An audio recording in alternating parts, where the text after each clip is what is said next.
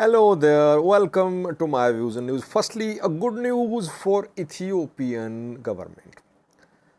While the two countries have rejected any talks with Ethiopian government about Ethiopian PM Abiy's statement regarding need for Ethiopia to have access to the Red Sea, a third country is making an offer to Ethiopia, waiting for response from Ethiopian government.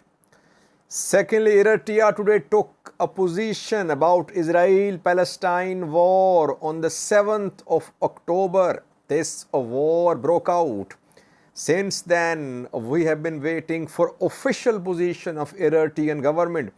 Ethiopian government too. Ethiopia largely silent. Eritrea spoke today.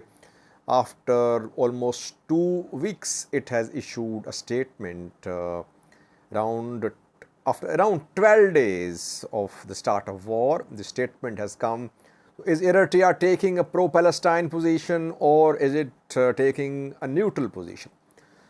Let's start with a new story about Ethiopian PM's recent speech when he tried to prove that Ethiopia has a natural right to have access to the Red Sea. And since then, we have been seeing effect of that statement by the Prime Minister. We saw that Eritrea responded.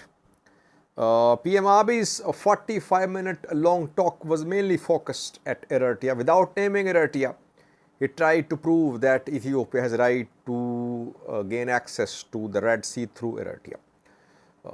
He offered dialogue, he offered to give shares in Ethiopian entities, land as well to Eritrea, to the countries if a port is given to Ethiopia.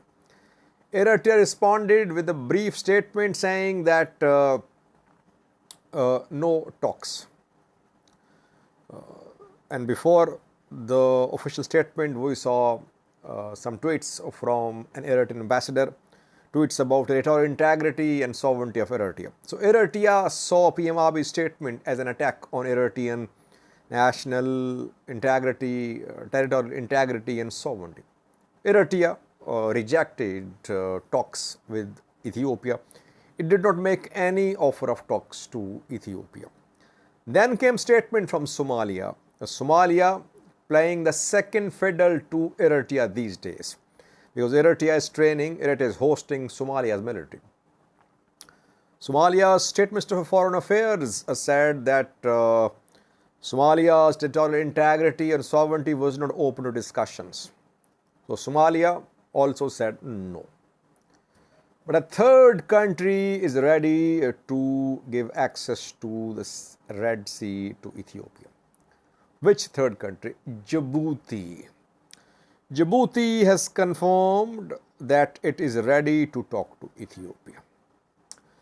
Djibouti's senior advisor to the Djibouti's President Ismail Omar Goele contacted Bloomberg, or Bloomberg contacted Ismail Omar. Ismail Omar's advisor. His name is Alexis Mohammed. And Bloomberg inquired about Djibouti's position regarding PM Abiy's recent speech, 45-minute long speech.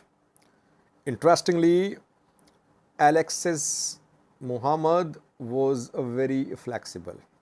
He did not talk about Djibouti's territorial integrity and sovereignty. Somalia did, but Djibouti's senior advisor to the president said that what PM Abiy is saying, it's a long-standing position of the Prime Minister and Ethiopia. But now it is being expressed more assertively. Djibouti is already hosting Ethiopian naval forces. Djibouti is ready to cooperate with Ethiopia to give access to Ethiopia to the Red Sea. and Djibouti would patiently wait for Ethiopia to come up with a proper, peaceful plan about how to gain access to the Red Sea through Djibouti. Djibouti is clearly offering Ethiopia that talk to us. We are ready. By the way, Djibouti is hosting several foreign military bases. Djibouti is already handling Ethiopian imports and exports. More than 90% of Ethiopian imports and exports are handled by Djibouti's port.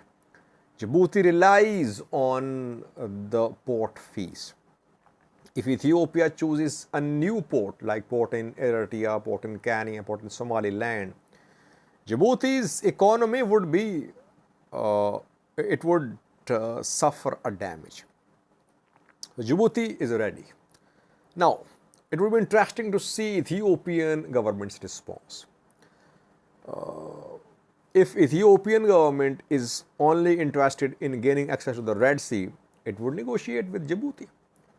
But if it wants to reclaim its ownership or its rights over a support, then obviously it will keep on putting pressure upon Eritrea. And when PM Abiy spoke 4 to 5 days ago, much of his talk focused on Eritrea. He tried to prove that ethnically, geographically, according to international law, Ethiopia has a natural right to gain access to the Red Sea through Eritrea. He did not say it through Eritrea, but that is what we understood listening to him. So Djibouti is ready to help Ethiopia. Is Ethiopia ready to talk to Djibouti, or does it want access to the Red Sea through Eritrea? That remains to be seen. Djibouti should be a little worried too, because if all Ethiopian imports, exports are handled by other countries, Djibouti will lose a big source of revenue. Secondly, Eritrea today took its first position about the war in the Middle East. It was the 7th of October when Hamas fighters entered Israel-controlled settlements to the east and north of Gaza. They killed hundreds of Israeli civilian soldiers. They attacked 2 military bases, and then came response from Israel. Israel then indiscriminately bombarded Gaza. Around 2,000 killed in Gaza alone in airstrikes so far.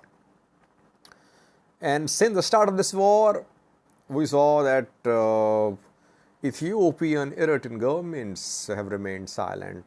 African Union issued a statement calling for two-state solution, taking a pro-Palestine position.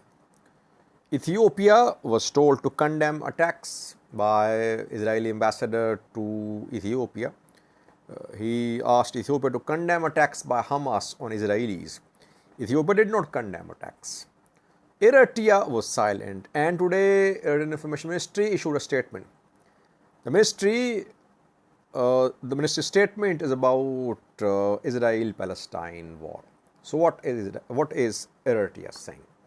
And we know that Brigade Nehamido, opposition Eritrean groups are supporting Israeli people. They are part of relief operations in Israel, collecting money, collecting items of use for displaced and for Israeli military as well. And that is why these Brigade Nehamido members who were in custody, some of them have been released from custody. They were arrested after clash between pro-Eritrean government and opposition groups in Tel Aviv more than a month ago. Eritrean government says that so far around 4,000 have been killed on both sides and more than 10,000 injured. And this war could turn into a major regional conflict. But those who have been preaching about protection of human rights across the world, who have been preaching for protection of human rights in other conflicts of the world, are violating human rights. They're not pressing for announcement of ceasefire. At a UN Security Council meeting, Russia proposed humanitarian ceasefire, but that proposal was opposed by those who say they are champions of democracy and human rights. Obviously, it is talking about Western countries and US. These countries are not pressing for ceasefire.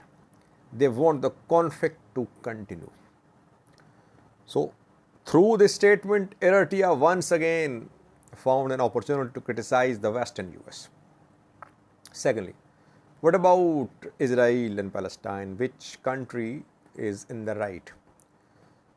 Eritrea says Israel has a right to self-defense, but it should have responded proportionately. Its response was not proportionate. It means that what Israel is doing is being rejected by Eritrea. And then Eritrea, the statement mentioned several other points like France and Britain tried to ban pro-Palestine protests.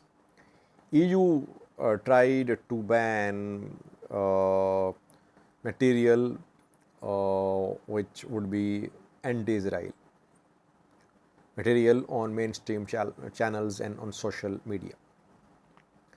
Basically, Eritrea is trying to prove that Western world has double standards. Wherever its interests are, wherever it wants to protect its interests, it has no regard for Western world, it has no regard for human rights respect. But where it wants to put pressure upon other sides, it preaches about democracy, fundamental rights, human rights, etc. Very strong statement. Eritrea is lashing out at the US and West, taking a pro-Palestine position. Ethiopia is also likely to take a pro-Palestine position. Both are close to Arab countries. Eritrea and Ethiopia are close to Arab countries. Eritrea close to Egypt as well. Both have been working jointly to resolve the conflict in Sudan. So these two countries are likely to take a pro-Palestine position. That is what is happening. The opposition groups are likely to take pro-Israel position, like Brigade Hamido. They are taking a pro-Israel position, though they say that they condemn the killing of civilians on both sides. This is first official statement from Eritrea about Israel-Palestine war. Thank you for watching.